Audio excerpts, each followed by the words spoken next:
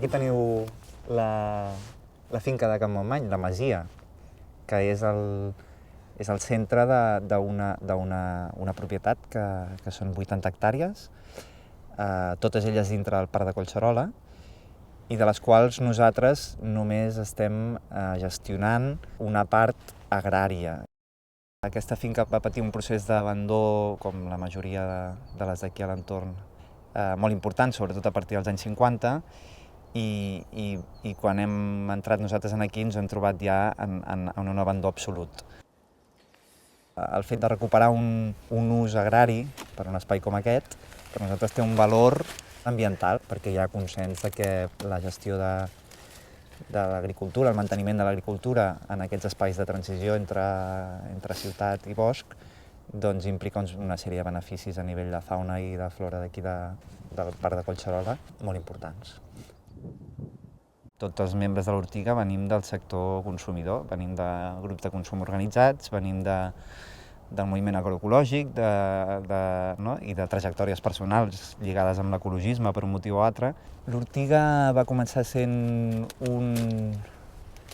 jo diria que un projecte més aviat ideològic de recuperació d'espais agraris de Sant Cugat i d'activitat agrícola. I amb el temps s'ha acabat convertint en un projecte d'autoocupació que té 4 potes fonamentals, que són la producció agroecològica, la comercialització directa, l'educació en agroecologia i tota la part de formació i sensibilització.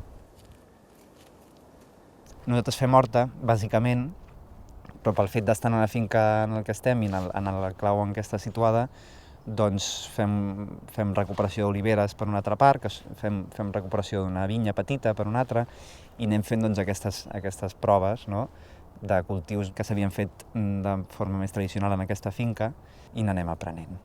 La comercialització directa és l'única via de treure uns preus mínimament dignes. Hi ha un marge més important de treball que quan hi ha intermediaris pel mig, i després implica una relació directa amb els consumidors que dona un suport emocional molt important. I també perquè el consumidor entengui perquè hi ha menys varietat, perquè hi ha uns productes i no uns altres, i també per consumir de temporada i per consumir de proximitat.